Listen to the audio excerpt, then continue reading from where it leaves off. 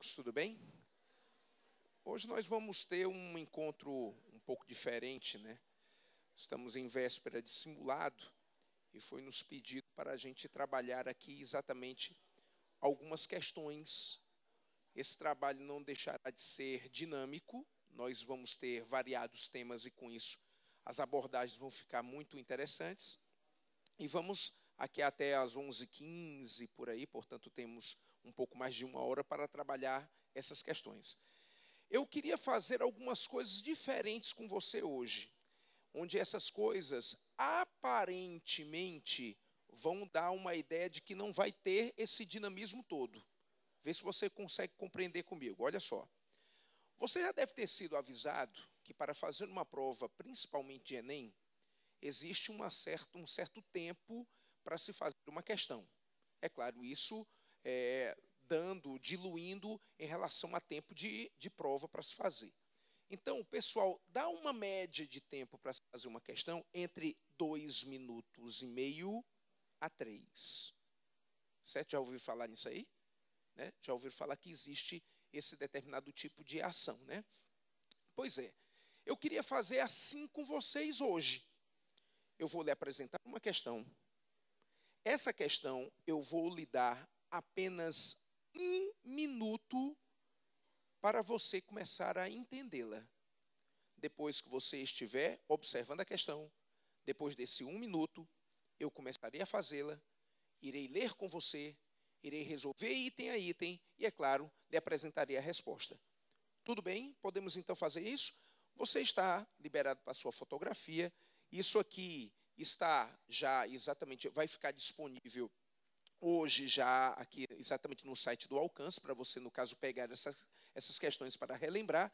Mas vamos tentar fazer isso. Então, nesse 1 minuto, eu queria o pessoal muito focado, muito envolvido, tá? Bastante silêncio. E aí, a gente vai começar, no caso, a fazer isso aí, tá certo? E só lembrando uma coisa que foi, que eu achei muito interessante em relação à aula do Simval, queria só relembrar um detalhe. O Simval, ele colocou muito essa relação de música, né, com a arte em si, e isso está uma relação muito grande com as ciências humanas, né?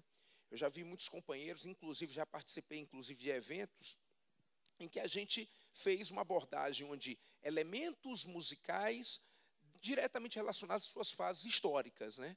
Ele falou ali do Juscelino Kubitschek com a questão da Bossa Nova. Por sinal, só uma curiosidade.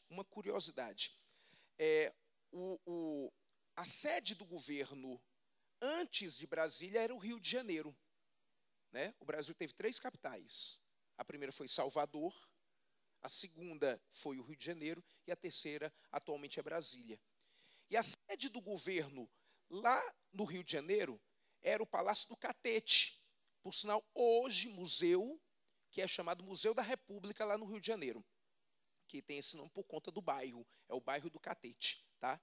E a curiosidade que eu tenho a lhe dizer é porque quando estavam construindo Brasília, a sede do governo, enquanto a cidade não ficava pronta, era chamada de Catetinho. E o Tom Jobim e o Vinícius de Moraes estiveram lá. O Juscelino Kubitschek chamou-os para conhecer. Pai, venha conhecer Brasília. O Juscelino gostava muito dos artistas, né? Gostava muito de andar com eles, até mesmo para se tornar também um artista, e o chamou, porque eles eram os grandes inventores da Bossa Nova, né? Eles dois, o João Gilberto, então esse pessoal realmente participava, fizeram muitas músicas ligadas a isso, tanto que até a Bossa Nova era chamada o jazz do Brasil, tá? E tem algumas músicas que eles acabam criando em Brasília, exatamente nessa visita que eles fazem. Aí eles mostram lá, estivemos hospedados no Catetinho, que era exatamente como se fosse uma pequena versão do Palácio do Governo, que, é claro, não ia ficar sendo esse, né? Então, no final das contas, é bom ver, né, o período, o pessoal está falando muito, nesse instante de crise que estamos passando, as perspectivas, né, pelo menos algumas torcidas existem da intervenção militar. Aí, nessa hora, a gente lembra da década de 60, e lembrar da década de 60, lembra das músicas, dos tipos de música que existiam, né? E da divisão que existiam, né? Anos 50 são os anos dourados, anos 60 são os anos rebeldes, anos 70 são os anos de chumbo, e os anos 80 são os anos perdidos. Porque aí começou exatamente esse período em si de crises, que quem sabe a gente não saiu mais deles, né? Foram uns altos e baixos. Quem sabe a década de, aí o período de 2000 foi um pouco melhor, tá certo? Então, sem dúvida nenhuma, é bom lembrar disso aí, essa relação dos movimentos musicais, algumas músicas que retratam, até mesmo, quem sabe, de uma maneira assim, subliminar algumas críticas, né? Quem aqui não já deve ter ouvido falar no grande compositor e cantor Chico Buarque, que fez muitas músicas, fazendo, portanto, algumas críticas ao processo do regime militar quando ele esteve presente nesse momento, né? Então é bom dar uma olhada, você se diverte, você escuta uma música, começa a pensar sobre ela, tá? Começa a fazer algumas críticas. Durante muito tempo, o grande rei do Baião, Luiz Gonzaga, foi até mesmo feito uma crítica nele, dizendo que ele fazia, às vezes, música para alienar. O Luiz Gonzaga era muito festivo, né? Gostava muito de fazer ali os seus baiões, e teve gente que conseguiu dizer assim, poxa, essas músicas do Luiz Gonzaga aí não contribuem, elas não fazem a gente pensar, elas colocam a gente numa acomodação, né? Porque o pessoal fazia crítica sobre tudo, né? Avaliava tudo, então tem muito esses lados, né? Então, se você quiser, depois dar uma olhada, é claro, vocês vão fazer um simulado, mas aí pega um pouco desses movimentos musicais, vê algumas aulas que possam ter criado sobre isso, e aí eu louvo mais uma vez o meu querido professor Simval por ter tocado nesse assunto. Foi muito bom, tá certo? Como eu estou dizendo, eu vou colocar aqui algumas questões para a gente fazer, vou te dar 1 minuto para você tentar resolver, tá certo? E logo em seguida farei a questão inteira. E lhe mostrarei o gabarito para você, no caso, começar a entender as coisas. Vamos fazer um acordo? Você não me pergunta o gabarito em nada enquanto estiver a questão aqui. Outro acordo, tenta não comentar com o amigo isso. E o principal acordo, se errar, não te chateia. Porque às vezes o cara diz, puxa, errei de novo, ele vai se chateando. Tá? Não se chateia, eu estou num treinamento com você. E nesse treinamento quem vai ganhar somos todos nós, tá certo? Essa questão ela tem 2 partes, então vou dar 30 segundos para uma parte e 30 segundos para a outra, bora? Essa é a primeira questão. Tem que ler? É melhor, né? Deixa eu ler então esse enunciado para você, olha só. A raça ariana, reunindo-se aqui, as 2 outras totalmente diversas, contribuiu para a formação de uma sub-raça mestiça e crioula, distinta da europeia. Não vem ao caso discutir se isto é um bem ou um mal, é um fato e basta, tá? E aí a pergunta que se faz é o seguinte: nos anos que antecederam a abolição da escravidão no Brasil e nas décadas que sucederam, houve uma longa controvérsia, expressa em polêmicas, discursos e livros acerca do caráter racial brasileiro. Acerca dessa questão, analisa as afirmativas a seguir. Aí, eu queria que você, no caso, ficasse para analisar, né? Aqui estou colocando, além dessas, são essas outras questões. Tenta ver. Mas não dá para ler aqui não, né? Não dá para ler aqui não, né? Aqui eu estou colocando aqui para vocês, ó. Então, vamos lá, tá? Item 1. Algumas teses remanescentes sobre a inferioridade da raça africana, aliada ao sentimento da sua incapacidade para o trabalho livre e ao autoestimulado, reforçaram a opção dos cafeicultores paulistas pela imigração europeia. Te falar um negócio, tá? Eu já te mostrei ali o gabarito naquele momento, como eu iria fazer, no caso, com todas as questões, mas vamos aqui discutir. O que aconteceu com o Brasil colonial? O Brasil era uma empresa para se produzir para um mercado externo. E para evitar muitos custos, o que é que a empresa portuguesa resolveu fazer aqui no Brasil? Resolveu desenvolver a questão da escravidão. Muita gente acha que a escravidão ela foi pensada assim de uma hora para outra. Não, ela é planejada. A escravidão tem um planejamento. O planejamento é, em primeiro lugar, vender gente, que isso dá muito dinheiro. Dava muito dinheiro. O pessoal estava precisando de gente. Tá? E outra coisa, era, sem dúvida nenhuma, a ideia de economizar com o pagamento de salários. Pronto. O cara tinha ali uma peça, não era nenhuma pessoa, né? Ele chamava de peça, para exatamente trabalhar para ele, desenvolver ali a produtividade, e ele ainda não pagava salário nenhum. Aí começa a existir essa onda de trabalho, sem dúvida nenhuma, livre, querer a questão da imigração, porque esse trabalho livre começou a vir à tona, principalmente nesses períodos do século XIX, por uma questão muito simples, por causa da industrialização. Quando a indústria chega, eu produzo mais para vender mais. E se eu produzo mais para vender mais, eu preciso de alguém que compre. E se eu tiver muitos escravos, eu não terei, sem dúvida nenhuma, alguém para remunerar, alguém remunerado para comprar alguma coisa. Eu preciso de alguém com renda. E se eu tenho muitos escravos, eu não tenho gente com renda. Então, os caras começam a fortalecer um movimento abolicionista que, sem dúvida nenhuma, começa a aparecer. Felizmente, né? Isso é importante. Mas você vai notar, principalmente, o que é que vai acontecer? Também vão começar a dizer, não, esse negócio dos negros já não serve mais. Cria-se uma algeriza, cria-se uma política de branqueamento no país. E essa política de branqueamento vai começar a se intensificar. O pessoal vai querer trazer esse migrante com aquela ideia de que eles vão trabalhar melhor. São verdadeiros escravos brancos, mas eles vão estar, quem sabe, empolgados para tirar esse escravo. Então aí cria-se, já tinha se criado durante muito tempo, toda aquela atmosfera de inferioridade já existia, né? Toda essa atmosfera de inferioridade já existia. Nós somos um país que temos, sem dúvida nenhuma, uma tradição de um racismo meio inerente. Meio inerente. Eu gosto de dizer que ele começa a ser até mesmo apresentado, inclusive, nas músicas de niná. É a história de você ameaçar a criança, a ela ter que dormir, porque se ela não dormir logo, vem o boi da cara preta fazer careta. Porque se o boi for branco, ele é fofo. E se ele é fofo, a criança vai querer brincar com ele e não dorme. Ó, meu filho, vá dormir, porque vem já o boi da cara preta para lhe pegar. Que o boi da cara preta é feio, tem careta.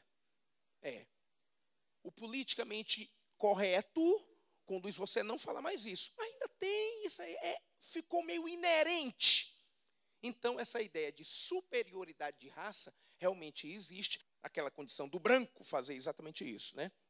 E aí vem essa condição aí em relação ao item 1, que é verdadeiro. O 2, um grupo de cientistas defendeu que a raça chinesa bastarda e faz degenerar a nossa, objetivou impedir a imigração de chineses, os Kulians, para substituir a mão de obra escrava. Muita gente diz assim, poxa, nunca tinha ouvido falar nisso. Mas chega realmente a acontecer. Para você ter uma ideia, por conta exatamente dessa falação em relação aos orientais, é que vem os primeiros imigrantes até mesmo no começo do século XX, mas aí serão os japoneses. Por sinal, chegou até mesmo a dizer, gosto até mesmo de dizer, que quando esses japoneses vêm para cá, eles vêm com aquela vontade mesmo de sobreviver, né? Eles já vêm de um país muito difícil, a condição deles é realmente muito difícil, mas no final das contas, quando vêm para cá, vêm para trabalhar realmente intensamente e vão para regiões, principalmente do Sudeste, né? Você vai para alguns interiores, por exemplo, de São Paulo, a colonização toda deles é praticamente japonesa, porque eles vêm em grande número naquele momento, tá certo? Aí, nós passamos para o item 3. Ô, Fábio, valeu, ó. Tu deu uma ajeitada aí, tá certo. Não, mas vamos lá, obrigado. O item 3 diz, vários homens de ciência, após a abolição, defenderam que somente a fusão dos grupos étnicos poderia aprimorar o homem brasileiro ao proporcionar o seu branqueamento. Essa política de branqueamento começa realmente a existir, né? Começa realmente a acontecer. Então, sem dúvida nenhuma, eu gosto até mesmo de comparar aqui essa política de branqueamento que vai acontecer no tempo do segundo reinado, a política parecida ao Holocausto nazista. É um governo dizendo, não, essa raça não serve, vamos eliminar. É o que queriam fazer. Tem muitos negros repatriados no Brasil do segundo reinado. Tá? Por quê? Porque agora começam a pensar daquela maneira. Agora temos que desenvolver agora a mudança racial. O que era dos negros, que era relacionado à escravidão, não pode mais existir. Tá? E no último item, para você, no caso, entender a questão exatamente no final, né, ver essa opção, ao longo da década de 20, mas principalmente na seguinte, o homem nacional mestiço foi valorizado, sendo inclusive um argumento para a lei da nacionalização do trabalho de 1931, obrigando todas as empresas urbanas a empregar pelo menos 2/3 da mão de obra nacional. Durante o começo do século XX, muitas discriminações ainda existiam, e isso principalmente ligado aos negros e aos pardos. Para você ter uma ideia, alguns elementos da cultura negra ainda eram vistos como ilegais. Se o cara estivesse jogando capoeira no meio da rua, no começo do século XX, ele podia ser preso, porque ele estava fazendo algo ilegal. Engraçado, né, professor? Mas não já tinha sido feita a abolição? A abolição não é de 13 de maio de 1888? O senhor não já está falando agora do século XX? É a abolição sem nenhum tipo de inclusão. O cara estava livre, mas não era brasileiro. O cara estava livre, mas não era reconhecido pelo valor dele. Então, no final das contas, essa inclusão ainda não existia. É por isso a louvação que pode existir em relação a um presidente como Getúlio Vargas. O Getúlio Vargas fez algumas coisas. Por mais que fossem populistas, o Getúlio Vargas conseguia fazer algumas coisas que geravam algum tipo de beneficento. Não podemos negar que férias remuneradas são melhores que férias não remuneradas. Você vai negar isso? Férias remuneradas. O que é melhor, férias remuneradas ou férias não remuneradas? Não são as férias remuneradas? Então a gente não pode negar que o Vargas fez uma coisa boa, tá? Mulheres aqui presentes, você com seu poder agora eleitoral, isso desde 1934, isso não é bom? Isso não dá a você uma inclusão maior? Vocês que são extremamente desgastadas pelo machismo, desgastadas ainda pelo preconceito, ter esse poder de voto, de participação, não é bom? Então ninguém pode negar que o Vargas fez uma coisa boa, por exemplo. Certo? Então, desenvolver uma cultura mais popular, combater esses tipos de preconceito, também acaba acontecendo esse tipo de coisa. Tá bem? Tranquilo? Vamos passar para a segunda, meu amigo Fábio Frota. Aqui eu leio com os meninos, então. Eu não faço o treinamento mais, não. Porque aí a gente fica vendo aqui direitinho, tá bem? Obrigado. Tá? Espero que dê para alguns lerem legal, tá? A figura de Dom Pedro II, que de órfão da nação se transformou em rei majestático, de imperador tropical e mecenas do movimento romântico, vira rei cidadão para finalmente imortalizar-se no Marte exilado e é um mito depois da morte. O texto descreve um imperador tropical, Pedro II, que governou o país por meio século, atuando como grande fator catalisador e mobilizador das forças sociais, preservando com o seu governo, sobretudo, tá? Aí eu tenho as opções, onde, no caso, ele coloca a ideia... Fábio, você quer... Tá certo. Não, é porque o Fábio está tentando, no caso, deixar bem legível para vocês aqui, tá certo? Aí eu posso deixar ele aqui trabalhar. Tá certo, tranquilo. A ideia é você, portanto, notar, mais uma vez aqui, ó, voltando aqui, ó, a questão, ó, o texto descreve um imperador que governou um país, atuando como grande fator catalisador, mobilizador das forças sociais, preservando o quê? Preservando o poder das elites agrárias e a unidade territorial do país. Não sei se vocês vão lembrar, tem uma característica muito típica do governo do Dom Pedro II, que ele tem implantado um processo parlamentarista. Vocês se lembram disso? Lembram? Vou lembrar para você, ó. Nesse tempo, Dom Pedro II, ele tinha um suporte, ou pelo menos existia uma ideia política de 2 partidos. Era o Partido Liberal e o Partido Conservador. Esses 2 partidos eram de uma mesma classe social. Eles eram cafeicultores de uma região que era a região do Vale do Paraíba. Então, é por isso que se dizia naquele tempo que liberal e conservador era tudo farinha do mesmo saco. Mas eles brigavam intensamente pelo poder, querendo mandar, querendo ter autoridade para isso. Então, no final das contas, o imperador teve uma ideia. Que tal eu criar um sistema parlamentarista? Poxa, imperador, essa ideia é boa. Claro! Eu vou criar um parlamentarismo. Com o parlamentarismo, eu crio um parlamento de liberais e conservadores, coloco os 2 partidos no poder, e agora quem manda serão eles. Poxa, imperador, essa ideia é ótima, maravilhosa. E aí, com os 2 partidos no poder, esses 2 partidos não brigam, e não brigando, a gente fica aqui numa boa, a gente fica feliz. Mas o imperador só tem um problema. Eu aprendi num sistema parlamentarista que o rei reina, mas não governa com o parlamentarismo. Quer dizer, o senhor criará um sistema onde as elites, onde os partidos vão ficar no poder. Tudo bem, mas e o senhor não vai mandar em nada? Meu filho, você não está se lembrando? Quem fez a Constituição desse país foi meu pai, Dom Pedro I. E quando Dom Pedro I criou a Constituição, ele criou dentro dela, um quarto poder. Existia o executivo, o legislativo, o judiciário e agora um quarto poder, que era o poder moderador. Bem-vindo, professor Exiliano. Como é que você está? Está tudo ótimo, né? Já. Pois não é, rapaz, quase.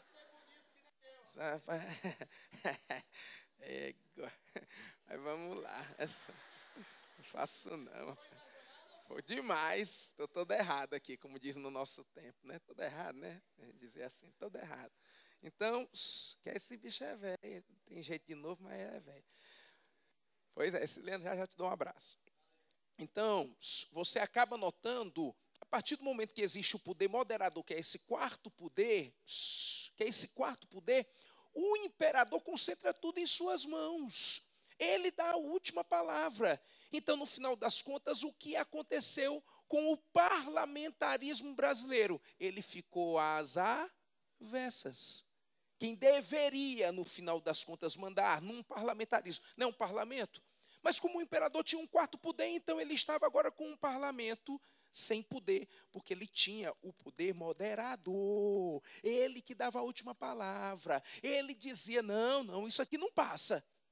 É por isso que alguns problemas ele vai ter por conta dessa autoridade dele excessiva. Tá? Mas, sem dúvida nenhuma, cria aquela condição de que as elites ficarão realmente no poder, estarão realmente no poder juntas com aquele imperador. É por isso. Vamos só puxar aqui rapidinho um assunto. É por isso que a proclamação da República acontece.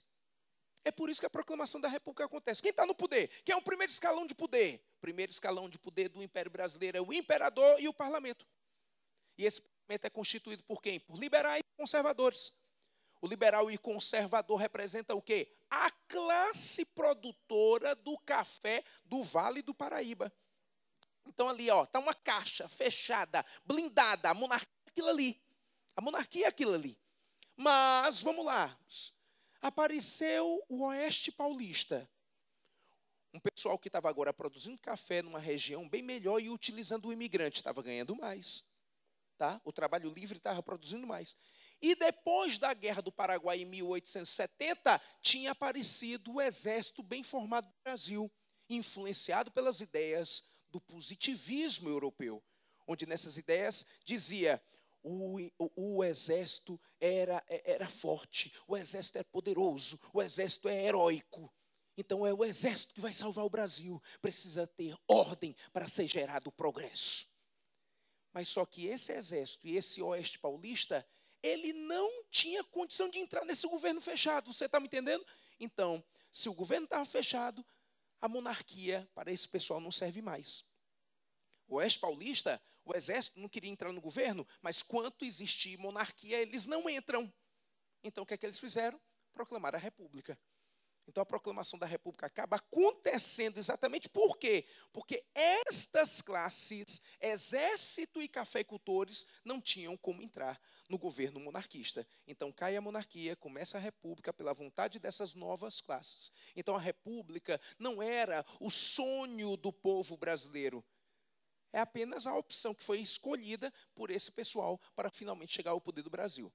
Tá certo? Tranquilo, meninos? Então, vamos lá. Vamos agora para a terceira questão, né?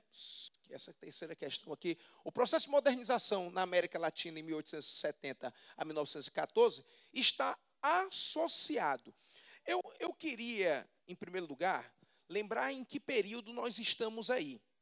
Nós estamos em períodos, é claro, de identificação até mesmo de independências que estão acontecendo na América Latina e, principalmente, nós estamos em períodos aí em que está acontecendo aquela famosíssima doutrina Monroe.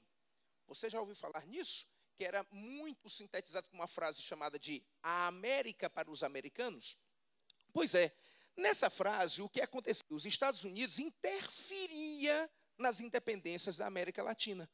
Os Estados Unidos, no final das contas, ajudava, pelo menos aparentemente, ajudava as independências a acontecerem para aquele país ficar livre de um domínio europeu. O grande interesse nessa hora, o que era? Era, ao fazer exatamente essa ajuda de independência, fazer com que aquele país, livre de um país europeu, ficasse fácil no domínio norte-americano. Foi assim que aconteceu com o Panamá, foi assim que aconteceu. Pronto, eu acho que vocês sabem até mesmo disso. O Brasil se tornou independente em 7 de setembro de 1822, certo? O Brasil estava livre de Portugal, certo? O primeiro país a reconhecer a independência do Brasil foram os Estados Unidos. Por quê? Porque estava nesse período de reconhecer a independência para conseguir esses aliados. Tá? De uma maneira geral, o processo de independência da América Latina está ligado principalmente a quê? A uma classe elitista. O processo era republicano, tudo bem, aparentemente popular, mas era geralmente uma classe elitista que fazia esse processo. Então, a gente vai começar a ver aqui algumas questões, algumas opções em relação a isso. Volte aí para mim, ô Fábio, tá? No caso aí, tá certo? Que aí você tirou o gabarito lá dos meninos, né? Pluralidade de partidos, isto aqui já começou errado, tá? Porque nesse período você acaba notando que não existe essa pluralidade. Por exemplo, no Brasil só existe liberal e conservador. Essa condição de pluralidade não existe, né? Num processo de modernização. Aí, quando ele chega a dizer, ó, a ampla participação popular também está errado, porque a gente chega a ver que o processo é elitista. Aí, B, a organização é sindical? Não é. Eu, nesse período, ainda tenho uma América Latina extremamente de camponeses. Eu não tenho ainda numa organização sindical que geralmente é ligada a um processo de produção industrial. Então, nesse caso, não ficaria a B também certa. Vamos lá. O que descarta A, essa pluralidade, essa participação popular. Em períodos em que o processo de independência da América Latina é muito ligado ao quê? A uma questão elitista. E na opção B, essa organização sindical, onde a gente viu que o processo, sem dúvida nenhuma, de produção ainda não é ligado à industrialização. C, as reformas urbanas, ao estímulo da cultura letrada, a chegada da eletricidade. Poxa, em países como o Brasil, esses processos, porque é bom você ter um referencial nessa hora. Você concorda comigo que eu estou na América Latina e você concorda comigo que eu posso incluir o Brasil nesse processo? Então o Brasil não tem essa cara. O Brasil não tem essa cara. Tá certo? As reformas urbanas, ao estímulo à cultura letrada, não tem. Ao sufrágio universal, à vigência às leis trabalhistas. Poxa, vigência às leis trabalhistas?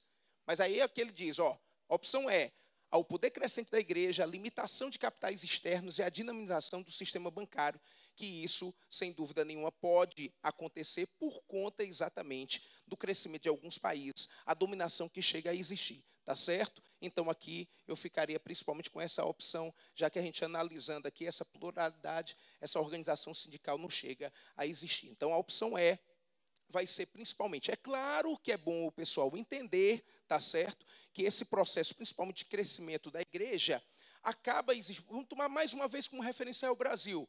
Nós ainda vamos ter, durante todo o segundo reinado, uma igreja oficial sendo a Igreja Católica.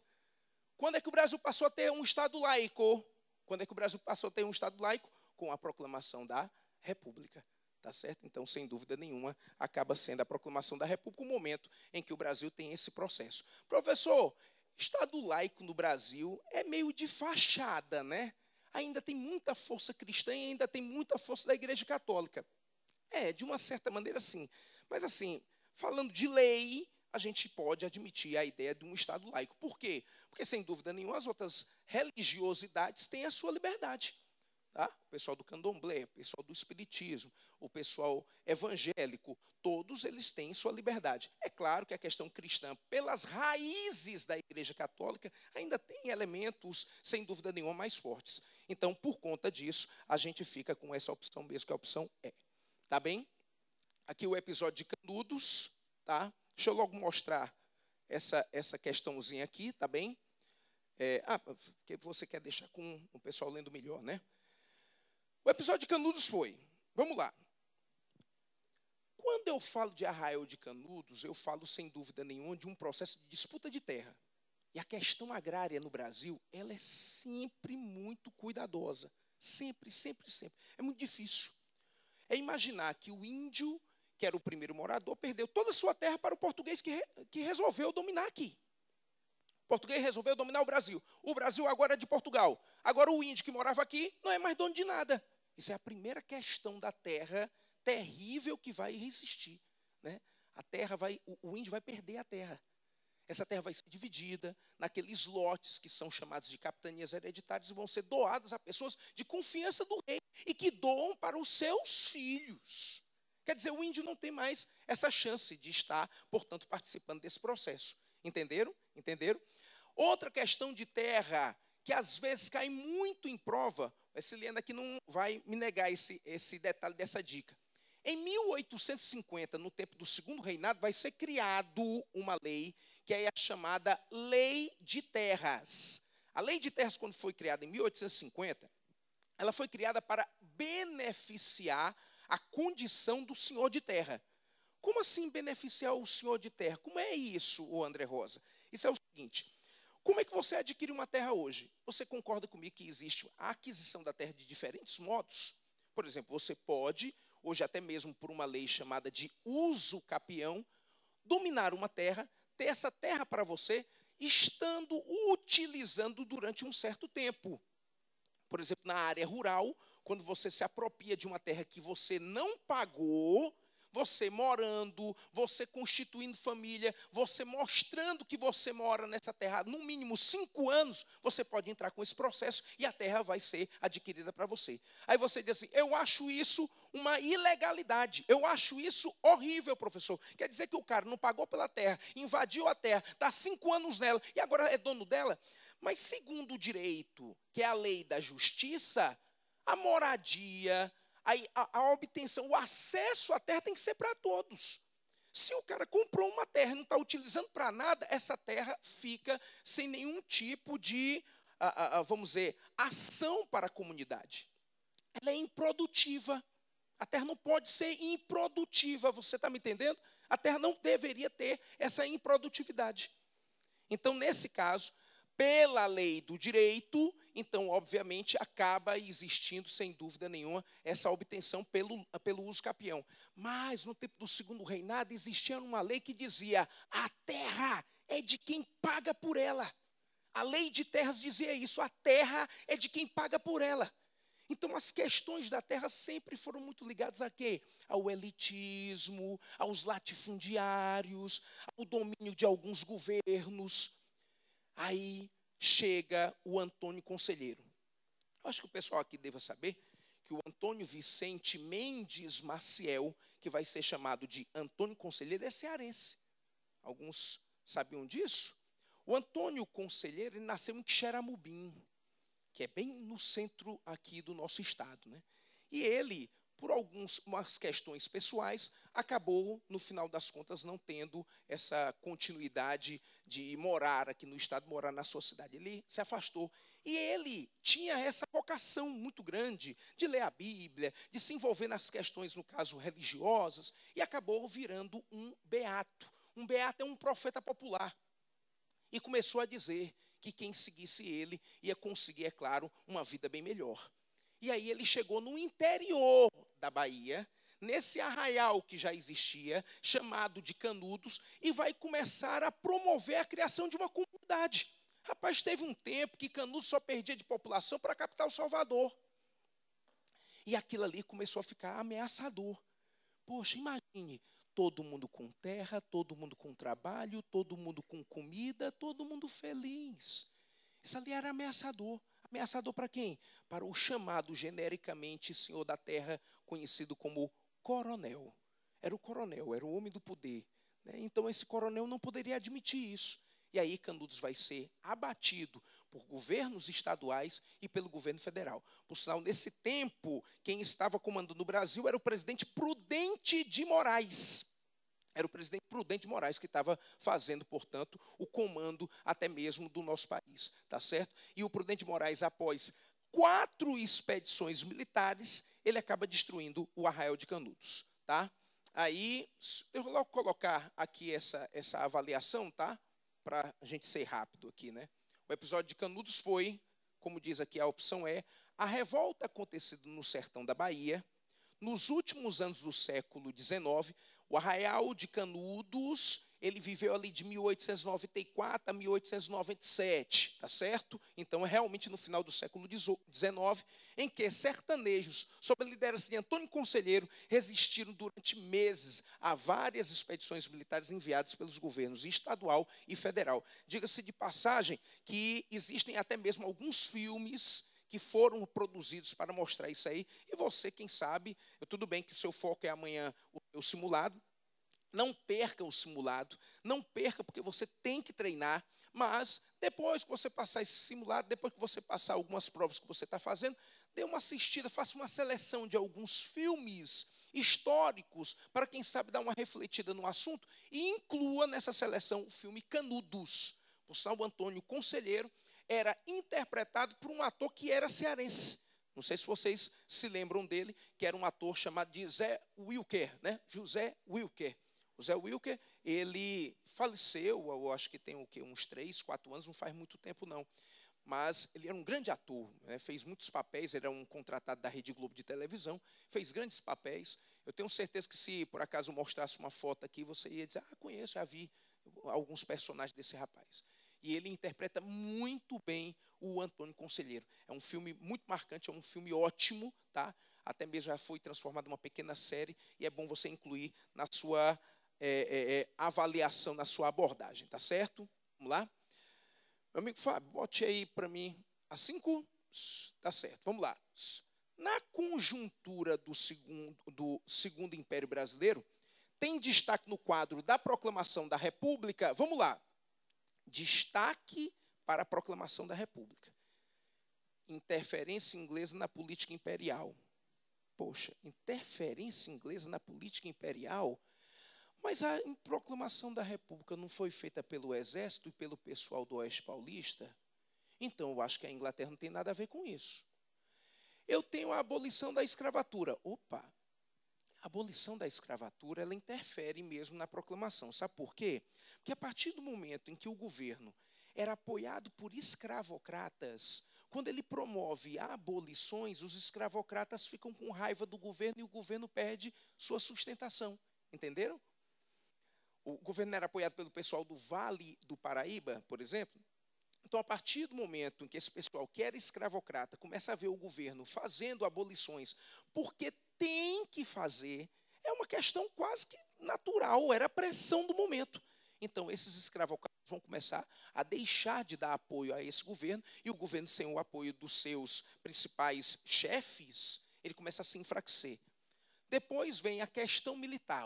A questão militar, eu posso dizer, ela deve ser imediatamente aceita como um fator de interferência. Por quê? Porque quem proclama a República é o Exército. É um golpe militar, até mesmo dito, né? É o Exército que faz isso. Professor, por que todo mundo acaba gostando desse Exército para ele proclamar essa República? Na verdade, não é todo mundo. Mas o Exército tem um apelo, principalmente popular, muito grande. Por quê? Porque o cara, quando entra nas Forças Armadas, ele geralmente ganha no mínimo 3 coisas. Vamos lá? O cara, quando entra nas Forças Armadas, ele ganha no mínimo 3 coisas. Primeiro, um emprego. Depois, a educação. E depois, a autoridade. Né? Ou, como eu já disse aqui uma vez, já disse aqui, ressaltei em outro momento aqui, o bicho para dar moral para um caba é uma farda. O caba com uma farda, ele vai dar ilustreza de estar realmente ali apresentando-se com aquele momento, né, com aquele fardamento, como também a intimidação. O cara chega abaixo à vista. Chegou o cara. Não. O que foi? Não. Rapaz, fala baixo. Chegou o menino aí, pelo amor de Deus. Rapaz, o menino fardado aí.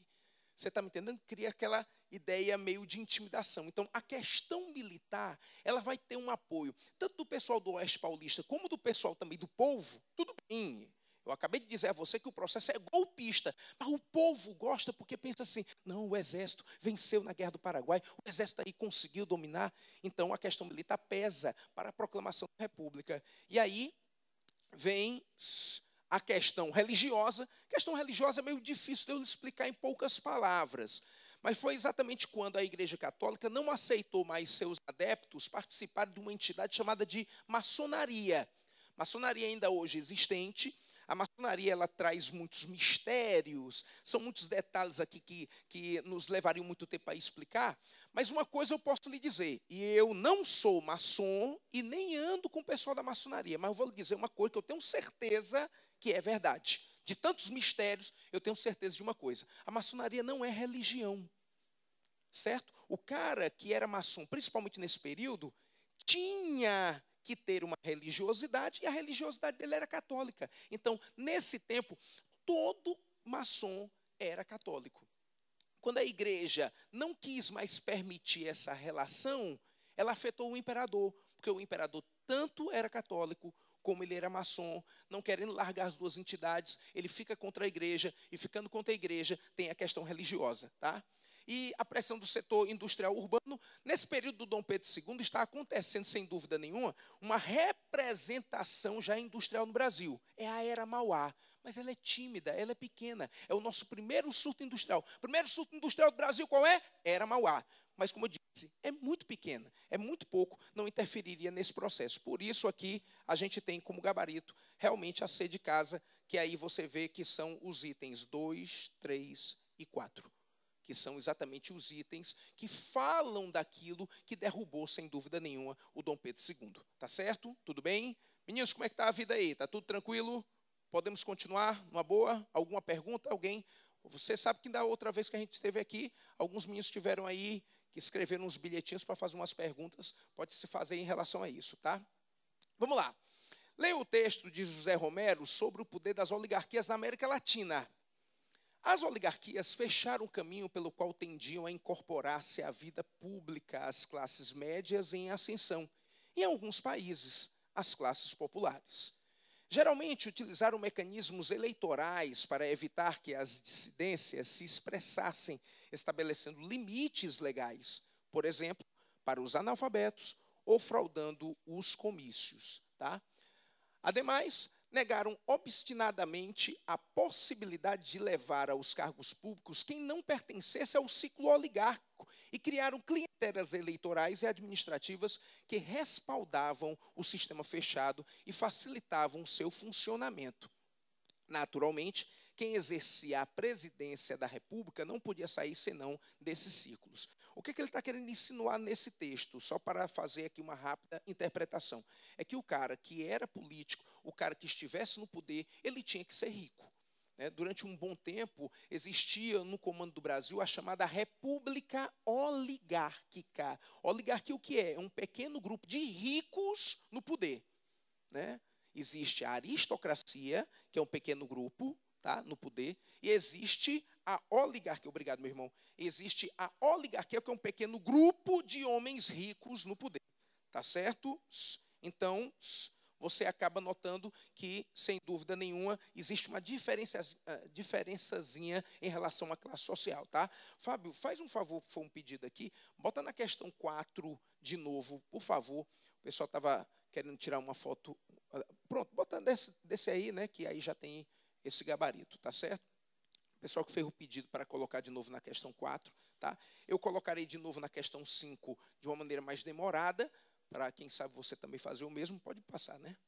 Acho que aqui, aí a opção, questão 5 deixa aqui, que aqui a resposta vai ser C de casa, tá? E logo em seguida a questão 6, acho que a questão 6 está aí o começo dela, Acho que a questão 6 pode já ter tirado aqui a foto. A segunda parte dela, tá bem? E agora vamos para a ideia das opções, Vamos logo verificar aqui a opção que está dita como correta para a gente analisar aqui, tá? De acordo com o autor do texto, as oligarquias da América Latina, mais uma vez, eu estou colocando um pouco desses assuntos um tanto quanto intrigantes, porque às vezes o menino diz assim, tá? Às vezes o menino diz assim para a gente, professor, não sei se aconteceu já isso com alguns professores. Professor, tem coisas que não foi falado na sala de aula. Tem questões que foram colocadas lá que não foram faladas na sala de aula. Aí eu fiquei meio perdido porque não foi colocado esse assunto para a gente discutir. Aí eu digo sempre, cara, tem uma maneira de você às vezes facilitar isso. pegue um referencial, por exemplo, para você entender como tudo aconteceu de uma maneira mais macro. Por exemplo, sobre a América Latina, é bom ver sempre o caso do Brasil, que você constantemente vê sendo falado, por exemplo, desigualdades sociais, a questão racial, a condição da política dominada por oligarquias. Praticamente toda a América Latina é desse jeito. Tanto que você aí está vendo eu falar sobre a América Latina, mas você, quem sabe, está conseguindo responder ou entender o tema a partir exatamente das experiências brasileiras. Às vezes o cara diz assim, professor, caiu uma questão sobre África na prova do Enem, e eu não sabia direito sobre esse assunto. Cara, mas você vive no Brasil do lado de uma cultura afrodescendente. Você sabe dos problemas que existem, que praticamente são mundiais, que o negro chega a passar só vendo a situação brasileira. Então, quando você vê aqui essa resposta, você vai se identificar, sem dúvida nenhuma, com a condição brasileira. De acordo com o autor do texto, as oligarquias da América Latina manipularam os princípios liberais para barrar a participação das classes médias e populares. Quer dizer, eles, para ficarem sozinhos no poder, eles criam aquela ideia: ninguém aqui entra, esse pessoal aqui não entra, esse pessoal aqui não fica, só quem vai ficar somos nós. Tanto que até mesmo era muito típico os presidentes da República do Brasil, no tempo dessa República Oligárquica, serem todos bacharéis em direito, todos com um alto nível de formação, e de famílias muito ricas, e principalmente cafeicultores. Quer dizer, tinha que ter essa formação e tinha que ter dinheiro. Era a básica coisa que existia. Pô, professor, não é por nada não, desculpe, é criar provocação, mas as coisas não mudaram muito não. Pois é.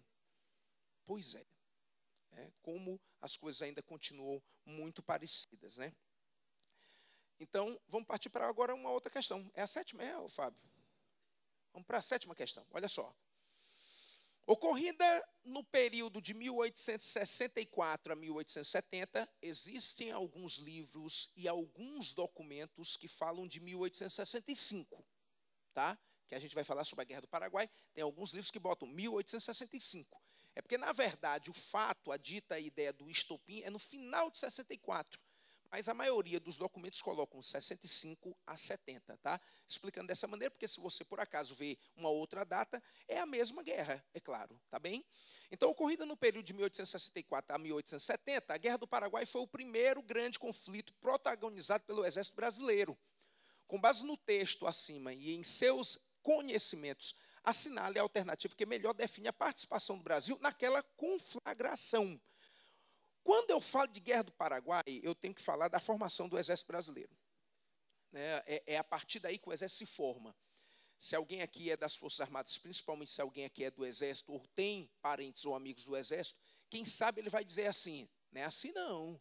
O Exército tem uma formação muito antes. A formação do Exército, segundo os membros das Forças Armadas, a formação do Exército no Brasil aconteceu ainda em tempos da insurreição pernambucana, quando o povo brasileiro se junta para expulsar os holandeses que uma vez já invadiram aqui o Brasil. Os holandeses invadiram o Brasil no século XVII, invadem na Bahia e invadem em Pernambuco. Essa expulsão dos holandeses, o pessoal chega a dizer que isso é um princípio de formação do Exército.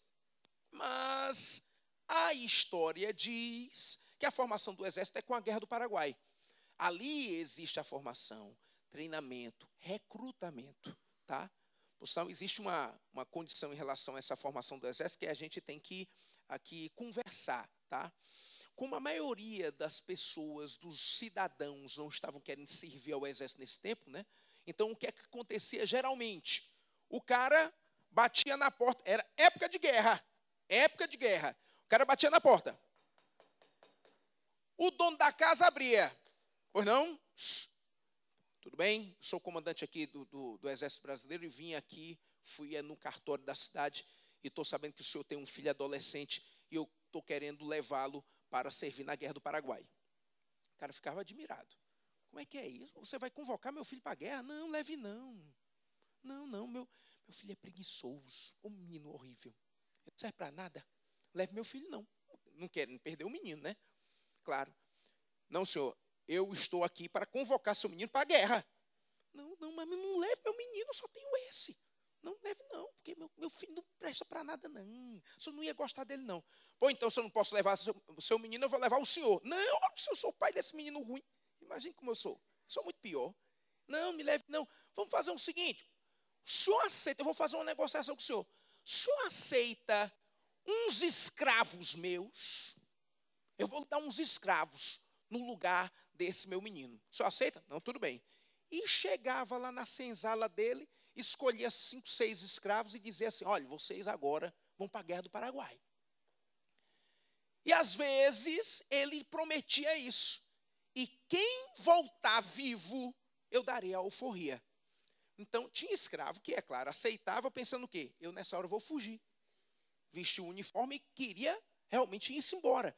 Mas tinha alguns mais envolvidos, aquele que dizia assim, não, vou lutar, eu vou conseguir ficar vivo, vou voltar para conseguir minha alforria. Tanto que é por conta disso, inclusive, que o exército brasileiro começou a ter determinações abolicionistas. O exército começou a ter, no caso, aquela sensibilidade de entender que aqueles inúmeros negros que estavam dando a vida, trabalhando ali no exército, mereceriam aquela sua credibilidade. Você está me entendendo? Então, no final das contas, o exército se lotou desses negros. O exército ficou cheio desses negros para exatamente conseguir o quê? Para conseguir fazer o Brasil ser o vitorioso da Guerra do Paraguai. Então, quando ele pergunta aí sobre essa questão da guerra, é a formação do nosso exército, conseguimos liquidar o inimigo paraguaio. Professor, mas o Paraguai não é nosso inimigo não, né? Era um país legal, um país gente boa. Não, vamos aqui. O Paraguai era um país que estava muito bem, numa condição financeira e política muito à frente de nós. Mas o Paraguai, amigos, era ambicioso. O que Francisco Solano Lopes, presidente do Paraguai, marechal do Exército, queria no final das contas? Era uma ampliação do país. Ele queria uma saída para o mar. E querendo uma saída para o mar, ele queria algumas terras dos países vizinhos, inclusive terras do Brasil. Se na Guerra do Paraguai, o Paraguai tivesse vencido, o Rio Grande do Sul, por exemplo, não seria mais nosso. Seria agora a dominação paraguaia. Como em todas as outras questões, eu vou fazer aqui logo a abordagem do item verdadeiro.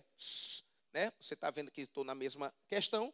A abordagem aqui do item pergunta, ou responde, melhor dizer, a participação do Brasil foi caracterizada pela improvisação de um exército nacional, no qual atuaram prisioneiros, escravos, índios, mulheres e crianças. Chega a existir, inclusive, essa resistência muito grande até no Paraguai. Por quê? Porque faltou gente. Faltou gente.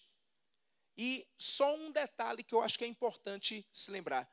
A Guerra do Paraguai, na América inteira, ela só perde em tempo, em durabilidade e em número de mortos a Guerra de Secessão nos Estados Unidos. Tá? Tanto que até mesmo boa parte da população paraguaia ela é dizimada. É por isso até mesmo que o Paraguai, ainda hoje, tem uma rivalidade muito grande conosco, com nós brasileiros. Tá?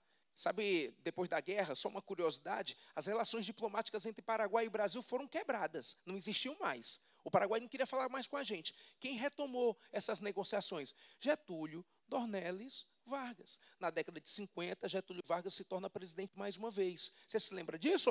Getúlio fica presidente de 30 a 45. 30 a 45, tá? Onde ele se torna, inclusive, ditador.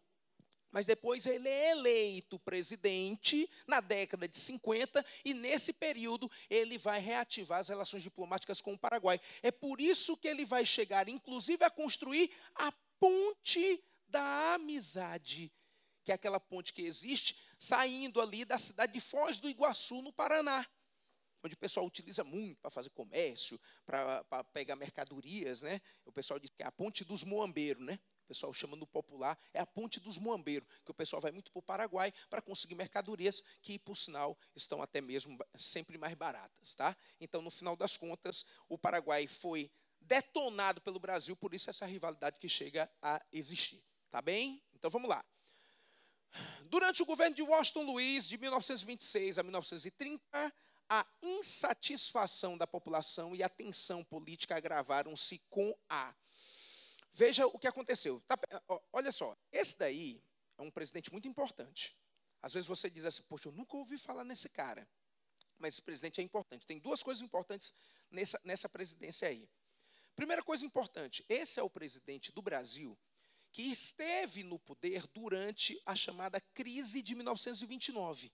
O que foi essa crise? Que crise foi essa? Todo mundo fala que é cara de prova. Eu quero entender que crise foi essa. Foi uma crise acontecendo nos Estados Unidos que abalou o mundo inteiro. Por quê? Porque depois da Primeira Guerra Mundial, que acaba em 18, quem mandava no mundo eram os Estados Unidos. O mundo era agora de domínio norte-americano. Aquela história da doutrina Monroe, América para os americanos, e isso deu certo. Os Estados Unidos dominam a América Latina, dominam a América inteira, tanto que até mesmo, como uma vez a gente já conversou aqui, existirá essa ideia de que os Estados Unidos, ou quem nasce nos Estados Unidos, é americano.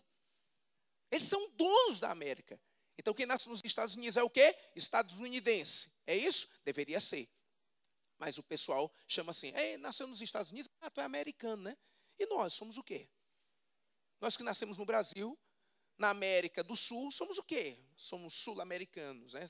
Temos que especificar. Mas não vamos, quem sabe, entrar nesse momento depressão, não, né? Que isso dá uma baixa estima danada, né? A autoestima fica negativa nessa hora, a gente saber o que é que a gente é, né? Mas vamos lá, o que é que vai acontecer? Os Estados Unidos comandar, os Estados Unidos é chefe, os Estados Unidos têm o mundo em suas mãos, ele controla o mundo. Só que ele controla o mundo muito mal. Ele começa a desenvolver uma política pós-guerra, onde ele é muito poderoso, e começa a desenvolver uma política de superprodução de elementos industriais e agrícolas. E aí, na economia, o negócio pesa. Quanto mais eu tenho um produto, concorde comigo, mais barato ele vai custar. Nós estamos vindo agora de uma crise de abastecimento. Uma crise louca, um momento assim um tanto quanto tenso que nós chegamos a passar, né? O pessoal aí deve ter acompanhado muito bem, principalmente relacionado à questão do combustível, né? Os caminhoneiros pararam, a questão da distribuição de alguns mantimentos, de alguns tipos de mercadoria pararam de acontecer, ficou uma coisa muito terrível, e principalmente a questão do combustível. Vamos lá. Como a quantidade de combustível, principalmente vamos falar de combustível, sem falar dos outros produtos, tinha diminuído a quantidade, então o que é que alguns comerciantes fizeram? Aumentaram os preços. Por quê? Porque quanto mais raro é o produto, mais caro ele custa, certo? Agora eu estou falando o contrário, ó. Durante um certo período pós-Primeira Guerra, os Estados Unidos, com muito poder, com muita força, muita produtividade, começou a aumentar a produção. A superprodução não conseguiu ser acompanhada por um superconsumo. Então, superprodução deixou os preços bem baixos. Os preços muito baixos fizeram a economia dos Estados Unidos quebrarem. Então, a quebra da economia dos Estados Unidos se dá, é claro, para alguns outros. Por exemplo, a Europa se protegeu contra o mercado norte-americano. A Europa, a Ford, em tempos do período entre guerra, a Ford tinha carros 3 vezes mais baratos do que o carro da Fiat. Mas o italiano só comprava carro da Fiat. O italiano só comprava o carro que é o seu. Porque a Europa tem essa marca, uma marca protecionista. Então, ele não queria comprar o que vinha de fora, principalmente o que vinha dos Estados Unidos. Então, o que aconteceu? Superprodução. Sem um superconsumo, veio a crise. E aí, essa crise se abate em nós aqui no Brasil. Por quê? Porque os Estados Unidos, nesse período, era o maior comprador de café. Então, como os Estados Unidos, nesse período, era o maior comprador de café, então concorde comigo. Quando ele entra em crise, ele não compra mais café. Quando ele não compra mais café, a gente fica quebrado também. Então, no tempo do Washington Luiz, ele chega a dizer assim, estamos em crise. E para resolver a nossa crise, só mantendo um governo que venha a ser de São Paulo. Nossa crise é relacionada a quê? Não é o café? Qual é o maior produtor de café? Não é o estado de São Paulo? Então, eu, Washington Luiz, vou querer indicar para ser o sucessor da minha presidência um cara de São Paulo. Um cara chamado de Júlio Prestes. Só que estava, nesse tempo, ainda vigente, uma política brasileira chamada política do café com leite. Lembram disso? Política do café com leite, como era baseado? Era baseado numa política em que quem decidia o nome do presidente, quem decidia a eleição do presidente, eram 2 estados. São Paulo, produtor de café, E Minas Gerais, produtor de café. São Paulo e Minas, os maiores produtores de café. São Paulo tinha muito dinheiro com o café que produzia e Minas tinha muito dinheiro com o café que produzia. Mas, acima de tudo, Minas também tinha outra coisa. Tinha eleitores, porque era o maior colégio eleitoral do Brasil, e tinha também uma grande produção de gado leiteiro.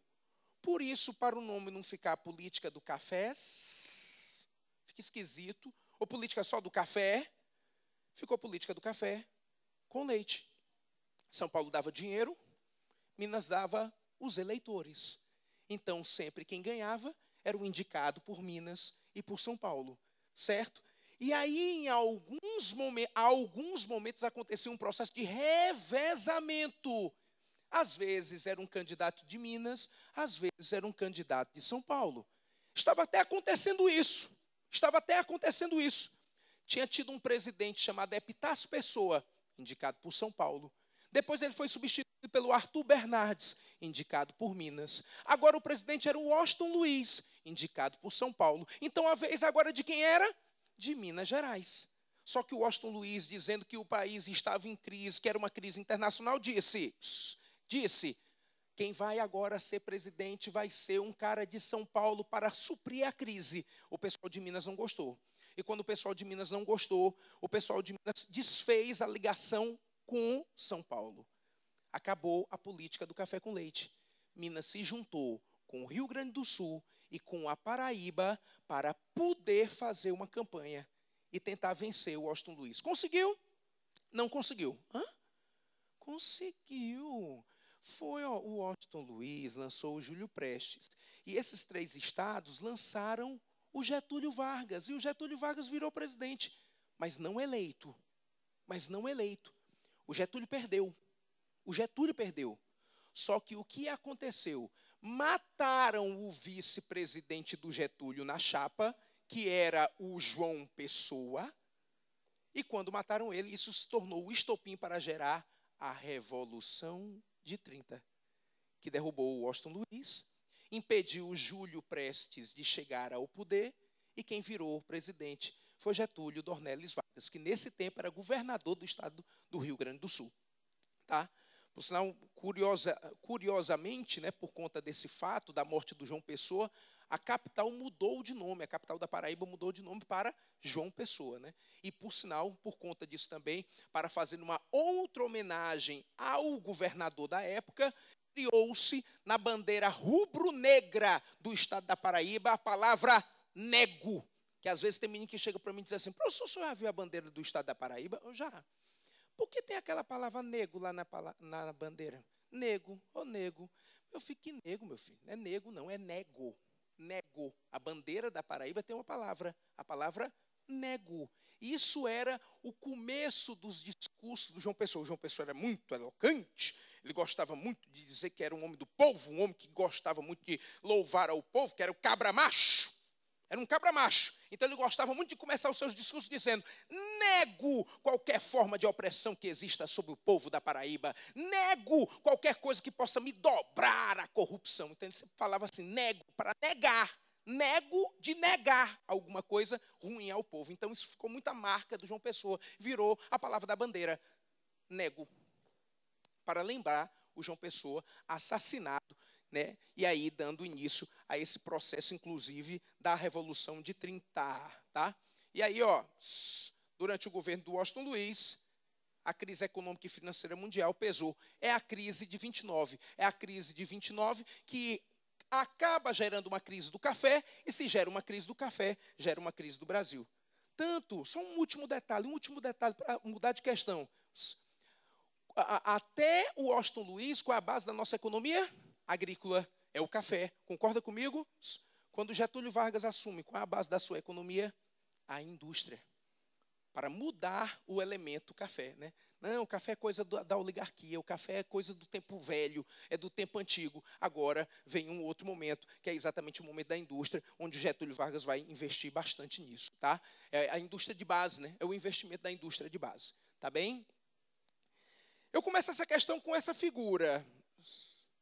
Vamos lá, esse assunto é um assunto, quem sabe, atraente para alguns. E a primeira coisa que você tem que fazer é logo estimular sua mente a tentar decifrar essa figura. Vamos lá? Eu tenho dois personagens muito conhecidos aqui. Quem sabe um, você diz assim, não, isso aqui eu conheço na hora. Que possivelmente é esse personagem aqui da esquerda. Tá? Tudo bem? Mesmo ponto, o personagem aqui da esquerda. Esse daqui é o líder alemão Adolf Hitler. Acho que não teve controvérsias. Você conseguiu entender fácil? Sim, sim. Este outro personagem aqui, quem sabe alguns possam ter alguma dúvida. Mas vamos logo revelar quem é. Esse daqui era o líder da ex-União Soviética, um senhor chamado de Joseph Stalin. Hitler e Stalin, eles tinham algumas coisas em comum. Eles eram enquadrados naquilo que a gente chama de regimes totalitários. Eles eram totalitaristas. Hitler representava o nazismo e o Stalin representava o stalinismo. Eles representavam um nacionalismo exacerbado, um controle muito grande do Estado, viraram ditadores, era um autoritarismo muito grande, mas eles tinham uma grande diferença. Hitler representava uma ideia conservadora de ala de direita radicalíssima. Era uma ala de direita radical, certo? O Stalin representava uma ala de esquerda. O Stalin era membro de um partido que era chamado antigamente de Partido Bolchevique, que virou o Partido Comunista da União Soviética. Ele participou da chamada Revolução Russa. Ele implantou no país o socialismo, pelo menos aparentemente assim chamado, ou teoricamente assim chamado. Tá? Mas era um ditador. Acredite, Hitler e Stalin estiveram em um determinado momento fazendo um acordo, que é o que essa figura acaba mostrando para você, com uma legenda assim, em 1939 era assim, e agora será assim.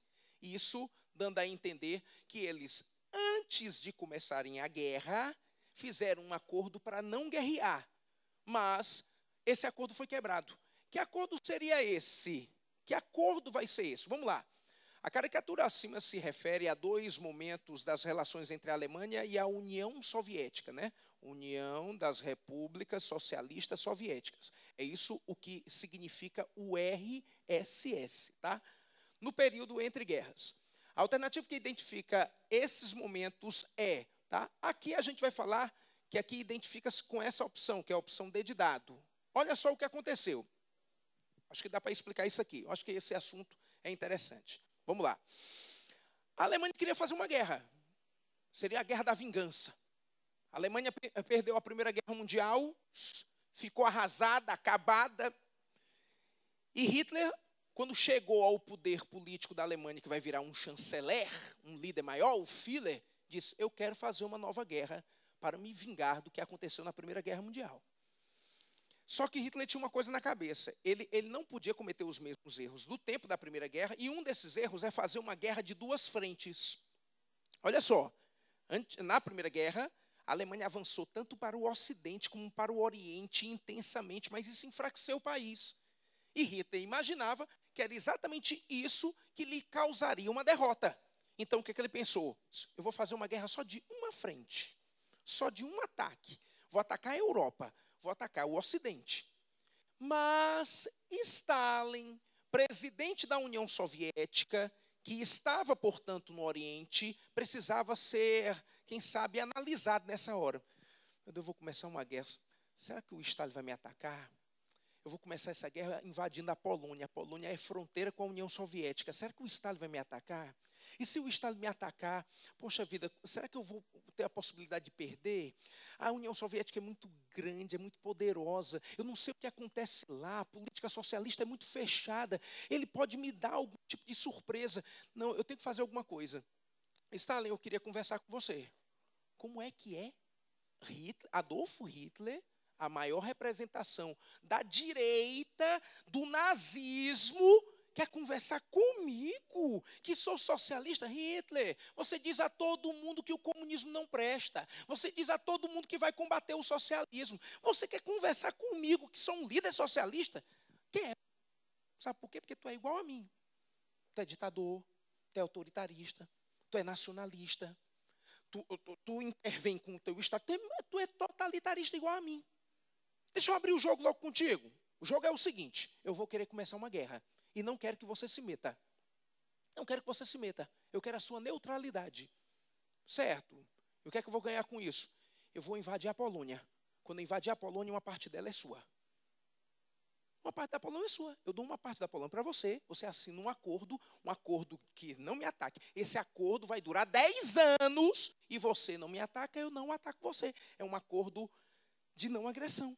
É um pacto de não agressão. É um pacto germano-soviético. Eu não ataco você, você não me ataca. E se você assinar esse acordo, eu dou uma parte da Polônia. O que é que você acha? Eu acho ótimo. E o Stalin assina. Uma coisa contraditória, né? Esquisita. Não, um inimigo do outro, contraditório. Mas por que o Stalin assina? Principalmente o Stalin assina porque ele pensa no que aconteceu com a Primeira Guerra Mundial. Vamos lembrar uns países que são participantes da Primeira Guerra Mundial, que por sinal são iguaizinhos ao da Segunda, né? Alemanha, Áustria, Inglaterra, Itália, França, a Rússia, que virou União Soviética e tal. Mas no tempo da Primeira Guerra, essa Rússia que vai virar União Soviética, e todos esses países que eu acabei de citar, eram capitalistas. Eu poderia resumir a Primeira Guerra dizendo que era capitalistas versus capitalistas. Você concorda comigo? Ó, capitalista, Primeira Guerra, estou de 14 a 18, capitalistas versus capitalistas. Certo? Qual o saldo dessa guerra? Crise, decadência do sistema, desemprego. É por conta dessa guerra que a Revolução Russa deu certo. A Revolução Russa tinha um planejamento? Sim. Tinha um partido? Sim. Tinha um líder? Sim. Mas por que ela acaba dando certo efetivamente? Porque o capitalismo estava fraco. O capitalismo estava fraco. Então, como o capitalismo estava fraco, o socialismo se aproveitou. Ele deu o bote. E deu certo. A Revolução Russa é a primeira revolução socialista bem-sucedida do mundo. Certo? O processo acaba acontecendo dessa maneira. Então, o que é que pensou o Stalin? Beleza, eu vou assinar esse pacto com Hitler. Não participo da Segunda Guerra. E aí a guerra fica só de capitalistas. Qual o resultado dessa guerra? O capitalismo em crise. E o capitalismo em crise, eu irei dominar o mundo. Era assim que imaginava o Stalin. Ia recolher os cacos. Então ele ia ficar ali, vendo todo mundo se matar, vendo a fogueira pegar fogo e ele ainda jogar gasolina. Queima, meu filho, queima, vai queimando aí. Por quê? Porque nesse caso ele estava de fora. Só que alguns anos depois o Hitler trai o acordo, invade a União Soviética. Ela acaba tendo que entrar na guerra. Para quê? Para se defender. Só que quando ela entra na guerra para se defender, ela se junta com seus maiores inimigos, como Inglaterra, França e Estados Unidos. Mas, felizmente para elas, o lado dos aliados vence e a Alemanha é derrotada para ela pelo menos manter ali sua integridade e seu espaço. Tá? Então, sem dúvida nenhuma, aqui fica essa opção. O Pacto de Não Agressão Germano-Soviético, invasão da União Soviética pelas tropas alemãs. Tá certo? Já fui avisado que meu tempo está esgotado. Nós vamos agora nos despedir. Vamos fazer uma laboral aqui legal. E eu queria muito que você tivesse amanhã muito foco, muito envolvimento nesse simulado. É desse treinamento que a gente aprende a fazer uma prova. Às vezes o cara precisa disso para estar tendo bons resultados. Então faça isso. Vá amanhã para o simulado, treine bastante, muita seriedade e mais uma vez obrigado pela atenção, viu? Tudo de bom, pessoal. Um abraço.